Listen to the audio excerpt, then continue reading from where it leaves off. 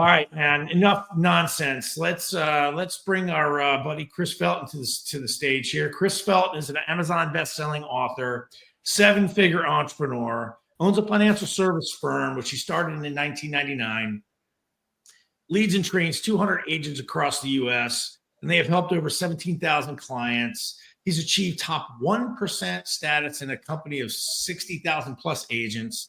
He's been featured in U.S. News and World Report, MarketWatch, Yahoo Finance, and NASDAQ, just to name a few. As an international speaker and best-selling author, Chris is committed to sharing his story and lessons learned and to teach you on how to go from the brink of financial chaos and his turbulence, just sharing the stage with over Ed Milet and countless other big hitters and over 20,000 people. I just can't say enough great things about this man. So without further ado, Chris Felton, you are now on Total Disruption. Welcome to the show. Welcome to the biggest stage of your career. Awesome. We're excited to have you. Awesome. Thanks, Michael. Thanks, Jake. Have you ever been in a situation before where events are unfolding in front of you? They almost seem unreal, and like it feels like you're in a movie. And that's what was happening to me. I was with my current second and last wife, in case she's listening, Marlo Felton. It was the lowest point of my life. We are having the fight of our lives, and it went from her being mad to angry to counting on her fingers to throwing her purse at me, not once, not twice. And why are women's purses so freaking big? Anyway, I digress. But she didn't throw her purse at me not once, not twice, but 3 times. And my wife's hand-eye coordination is not too good, so I was never in really any danger. But she's uncorked, and Hurricane Marlo is not a fun sight. And why is she so mad? Well, she's mad because she stepped into a marriage, we're newly married, that was the opposite of what she was expecting. See, we met in our financial services entrepreneurial business. I was having some success. I was, winning trophies. I was getting stage time. So I could talk success. I could talk financial success. I'm a financial advisor and a CPA. And so she thought I was financially successful. But what she didn't know was the fact that my prior divorce, which was super expensive, I financed it all on credit cards. I just laid down in the divorce negotiations and agreed to pay my ex-wife $5,200 a month in alimony and child support. I signed a 6,000 square foot office lease at the beginning of the Great Recession based on the worst piece of financial advice I've ever gotten in my life. My mentor said, yeah, Chris, if you build it, they will come. Meaning just get the big space and then they'll show up. Well, guess what? Nobody showed up. And the ones that showed up were too broke to pay their rent. I got about the equivalent of 4 mortgage payments happening every month. And now we went from owning our house to renting a small little house. And I was at my wit's end. My back was against the wall. And so why was my wife so mad? Because I was out of money. I couldn't borrow anymore. And I had to pay my ex-wife the $5,200 the very next day. And so my wife, Marlo, great with money. She's a saver. She had money separate from our marriage because she knew not to commingle money with a broke dude. And so the only way I was going to pay my ex-wife is I had to ask my wife for her money to pay my ex-wife. Has that ever happened in the history of mankind? I don't know. Well, I asked, and that was the result. And she just couldn't. She said, how can you be a CPA and a financial advisor? How can we be broke $250,000 in credit card debt? I broke the cardinal rule of being an entrepreneur. I stopped doing the things that created my initial success. I just turned into management. We're leaking thousands of dollars every month. We're staring at the financial abyss. And finally, I said, well, if it's so bad, why are we still married? Total silence. She looked at me. She went upstairs to answer that question for the rest of the night. Should she stay or should she go? And there I was alone with my thoughts, and all I could see were literally these just dominoes falling in my life. The first domino was my ex-wife. I blamed her for a lot of it. But in that moment of clarity, I realized that she never had a chance. And what I learned, and a tenet that I live by every single day, is you don't get what you hope for, you get what you expect. I was hoping that marriage was going to be successful, but I expected it to fail. She never had a chance because of my expectations. So I always ask entrepreneurs, in your heart of hearts, sit down and journal on it. What are you really expecting to happen? Because you will get exactly what you expect. And so the key is attending conferences like this, getting around associations to level up your expectations. You don't get what you hope for, you get what you expect. My kids at that time were 7 and 4 years of age. I was in Denver, Colorado. They were in Atlanta with their mom. I hadn't seen them in months. It ended up being a year before I could go see them because I was too broke to go see them. And where is dad is turning into who is dad. I was kind of a drunk. I was out of shape. I was a mess. The financial stress was physically impacting my wife. And as I was staring at all these problems, I found a common theme. Me. The common denominator to all my problems was me. You ever realize everywhere you go, or everywhere you have a problem, you're always there? And I realized that I had to quit living in hopium, which is where most people in the United States live today, live in hopium. What does that mean? They're expecting the outside world to change while they fiercely insist on remaining the same. I call that rearranging the furniture on the deck of the Titanic. It doesn't really matter what you do with the damn deck furniture. The boat's going down. So I had to wake up. I had to change. And I realized that I had to take 100% responsibility for the crap show that was my life. And that's what I did right then and there. And so Marla and I came back together the next day.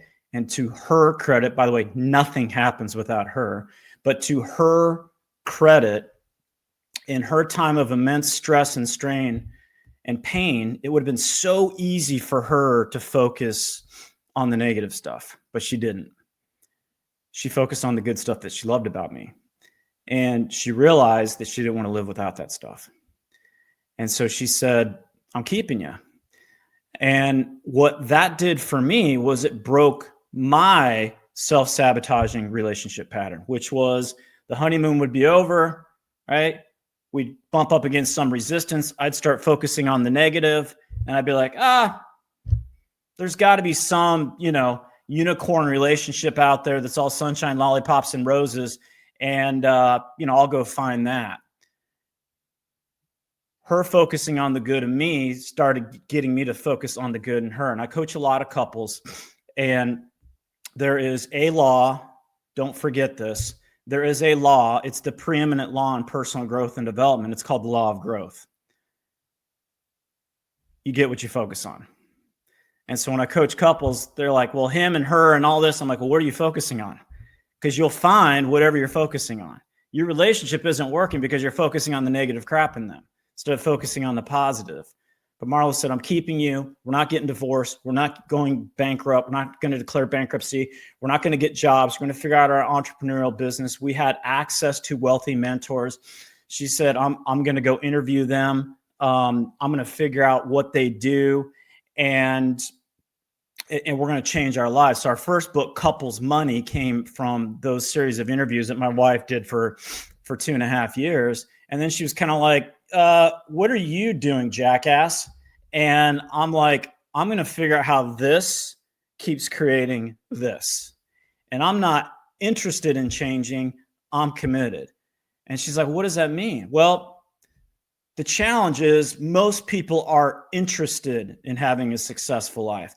And one of the most dysfunctional narratives happening in the United States today, and it's exacerbated on social media, is the belief that you can get something for nothing. And you can't. And so the problem with being interested is when you start bumping up against a little resistance, you'll do what I did. Oh, I'll take the chicken exit. There's got to be an easier way someplace else, versus being committed. Like, how do you build muscle? You have to build muscle by introducing resistance to the equation. And I said, I'm committed. And she's like, what does that mean? I'm like, you know how an Olympic athlete treats their sport? That's going to be me. I'm going to be up, still in. I haven't arrived. I don't have it all figured out.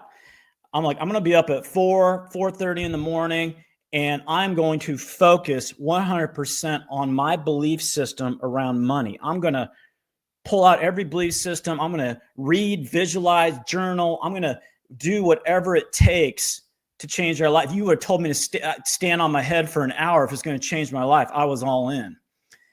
And it didn't happen overnight, but it happened over time. And we had a jaw-dropping transformation. And we went to 7 figures and did all these just amazing. I'm not saying that to brag. It's just, if somebody's going to talk about money, I want to make sure they're actually living the results. And when I made that decision, it's funny how you get affirmation. And I'm like, I'm changing my financial life. And my buddy texted me this quote from Billy Graham. From Billy Graham himself. Once you get your attitude straight around money, it helps straighten out every area of your life. Once you get your attitude straight around money, it helps straighten out every area of your life. And documented in my book there, Think and Grow You, is how my life transformed my energy level, my spirituality, my relationship with my kids, my relationship with my ex-wife, my relationship with my wife. Everything changed. And so this is my purpose on the planet. Is I wrote a LinkedIn article a few months ago, and it's, why are there so many smart, talented, broke people? How can we live in the richest country on the planet? There's so many people that are broke. And my coach said, Chris, what's most important, the golf club or the golf swing? Well, everybody's looking for the golf club. If you Google money, you're going to find plenty of information. The golf club doesn't get it done. It's the golf swing. And the golf swing is your beliefs around money. And there's way too many talented, smart entrepreneurs that are broke because they never did the work to upgrade their money beliefs. And so I talk about a lot of the concepts in my book, but one of the first things that's super important is this concept of clarity and knowing what you want. It's one of the most beat up topics in personal growth and development. You listen to any podcast, the guru is going to be like, oh, you got to know what you want. You got to know your why. You got to have your, like, we've heard it a million freaking times. And I was blessed to be at conferences and trainings with just amazing people, wildly successful. And I'd be sitting there, Jake was talking about it at the beginning. I was sitting there taking notes, right? And the most successful person would get up and they'd, 25,000 people in an arena, and they'd go, oh my God, you gotta know what you want. You gotta get clear. Oh my God. Oh, that's freaking beautiful. You gotta get clear. You gotta know what you want. Okay. All right. I've heard that before. Okay. This is the time I'm going to get clear. That's the key. I got to know what I want. I got to know why I want. I got to know those things. And then I would, have all the intention, and then I would walk out of the conference and a squirrel would run by, and I'd be like, wait, I got to go get that squirrel. I got to go catch that squirrel. Once I catch that squirrel, figuratively, then I'll get clear. There's squirrels everywhere.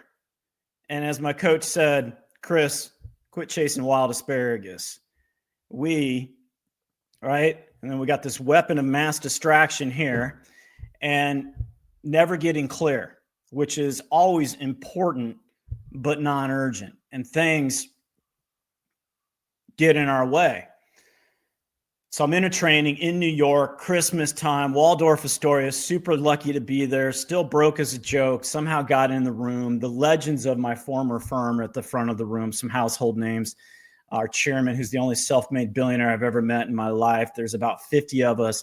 Our chairman's at the front of the room, and he's putting up topics around our business. And we were really diving into the meat grinder of how we do things and systems and those things. And there was a guy that was missing.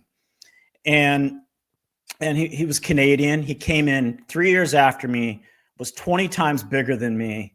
And he was just phenomenal, but he wasn't in the room. And I know why, because I saw him at 2 a.m. the night before in the bar. He's Canadian. He was sick, which is Canadian for hungover. And so I'm sitting there. We're 2 hours in. I'm taking notes. It's unbelievable training. And I look over my shoulder, and there he is. It's obvious he hasn't been to sleep. And he's in the back of the room, and he's crossing his arms, and he's shaking his head. And he comes to the middle of the room, and he interrupts our chairman. And he goes, "What are you talking about? What is this? Like, this isn't important." He's like, "The reason I'm kicking all your asses is because from the time I've come here until now, I know what I want. I know why I want it. I know all the reasons why, right? And I can explain it in under a minute. You can't. You're not clear. So you get distracted with this crap. I'm going to keep kicking your butt." And he left. I think he went back to the bar. And finally, I was like, so over it. I looked at Marla. I'm like, done hearing this. We're getting clear. So we went up to our hotel room, and I'd engaged my coach for 4.5 years. And we had these conversations about clarity and knowing what you want. And Marla and I sat there, and I'm like, "What do you want?" We're $250,000 in credit card debt. She's like, "I want $100,000 in the bank." And my coach cautioned me. He's like, "Chris, don't spreadsheet it out. Don't become a CPA. Talk about the reasons why it's important." I'm like, "Why is that important to you?" She's like, the financial stress is killing me. We just, why? She's like, "Why for you?" I'm like, "I got to see my kids. Like, I'm missing everything." I also think we're getting handed something that we're going to go teach millions of people. I don't know, but I think it's getting introduced to us because we have to level up. And we spend an hour of why, right? My home's Denver. And if I'm trying to go from Denver to Aspen and I have a Ferrari, that's a great vehicle. But if that car's not juiced up, charged up, gassed up, it's worthless. What's the gas and the juice? You got to know what you want.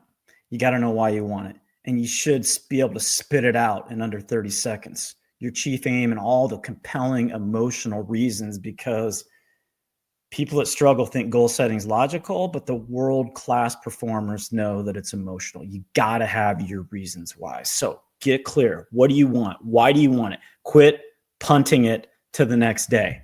Okay. Second thing.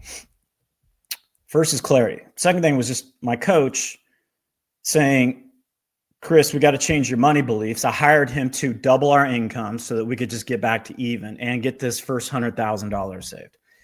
He said, "You no longer have a problem. You have a project. You don't have a money problem. You have a money project." And I was like, oh my God. Like, I worked with him for 4.5 years, but there was just these instances where he would say things that would totally shift my whole paradigm. You don't have a money problem. You don't have a money problem. You have a money project. What's the difference? Well, problems stay in our lives forever, right? Problems become Mount Everest because we focus on the problem, right? And the more we focus on it, right, where our attention goes, energy flows, that's where we go. And all of a sudden the problem becomes Mount Everest, right? When I do my seminars, I do an amazing exercise of write down all the things in your life that you wish weren't present. And everything you write down, I guarantee it's probably been there for a while. And you're probably spending a lot of time resisting it. And you're probably spending a lot of time, happens to me too, saying this shouldn't be this way. Well, it is. And acceptance is a powerful place to create from. You can't create anything new from a state of resistance, fear, doubt, and worry. All this acceptance. You don't need to love it, right? But you have to stop hating it. And so the clarity and the project it changed my life. And so, for example, I still got 5 minutes, right, Michael? I can't hear you, but that's okay. I said I'm just jumping on as your audience here, man. I'm going to jump in on a question here in a minute, but yeah. Okay. Let me get through this a little bit quicker, so I don't take too much time. But I got 25 minutes, right? Hopefully. Oh, you're good on time, man. You're good on time. Okay, brother. So perfect example. My buddy who's less handy than me. Pretty amazing that exists. He had a clear vision of he wanted to build a deck. He shouldn't have anything to do with building a deck. He can't. He doesn't have a handy bone in his body. But he had a clear reason. He knew also the feeling that he wanted to obtain. So we identified financial relief as the feeling that we wanted. Everything we do in our lives, we're hoping to obtain a feeling, right? But he had a clear image. And so guess what? It should have taken him a month. It took him a year, right? He built it. It was a mess. He had to tear it back down. He built it again, right? We had snow. We had all these things. But he didn't have a problem. He had a project.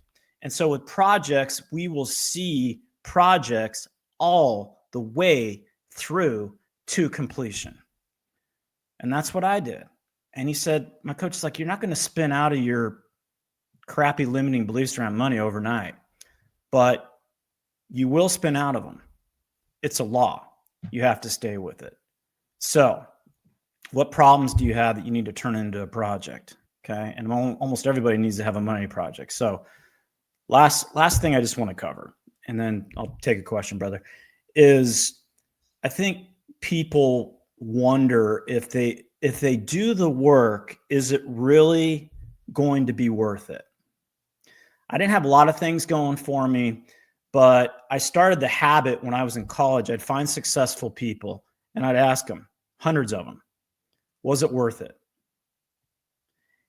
And what was amazing about that question is they never were confused by the question.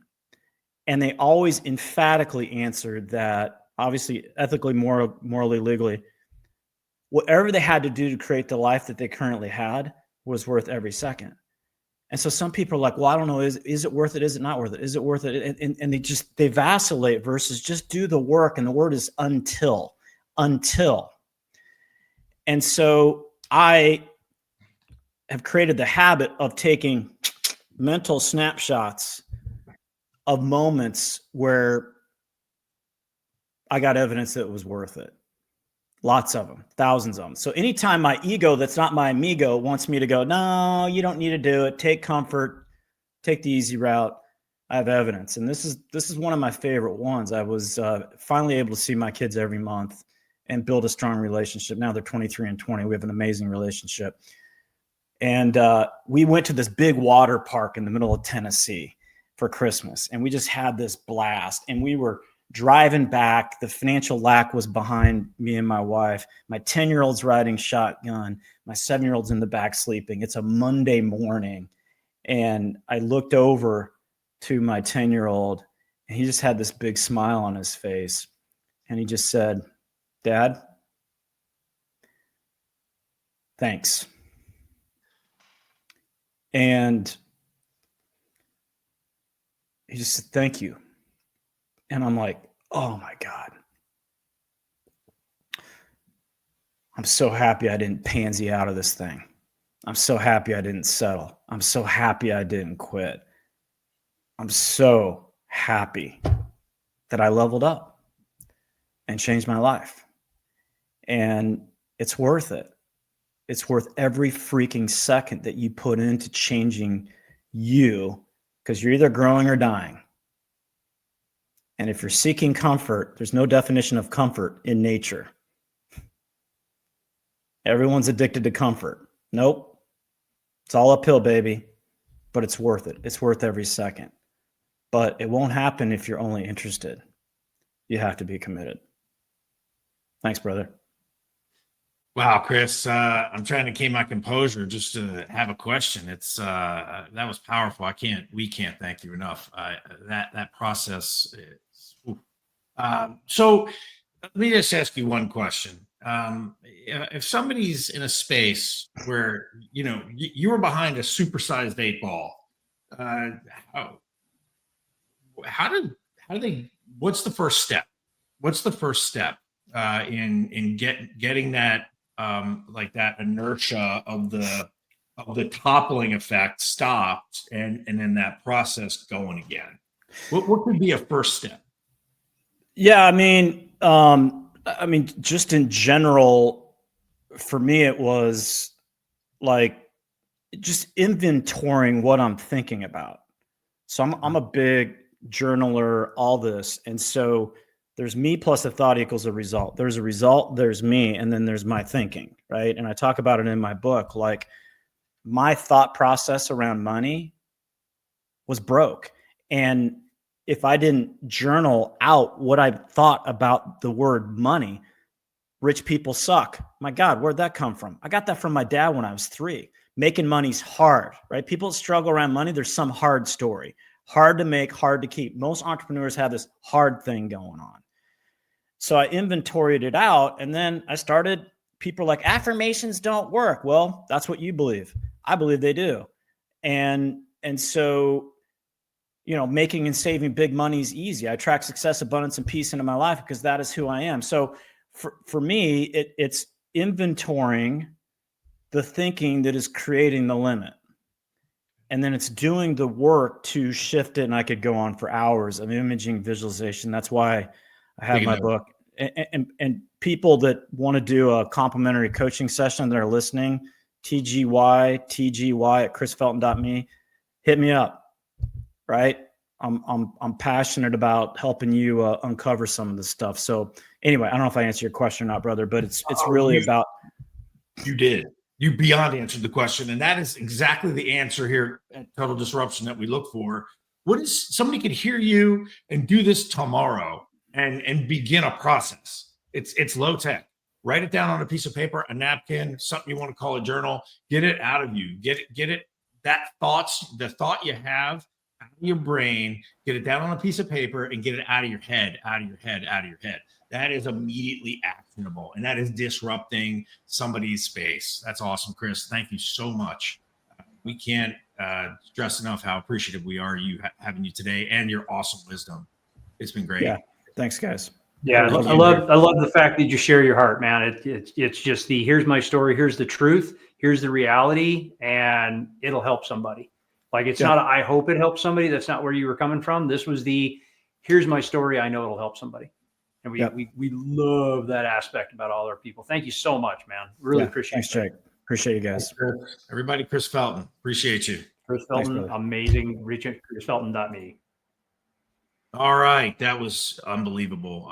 The guy's a fantastic human being. I mean, what a story from, A to B plus, C plus, all the way down to the alphabet, right? What a fantastic human being Chris is. And I encourage everyone who's watching to take Chris up on his offer. For Chris to offer his time is an extraordinary gift to our audience, and we can't thank him enough.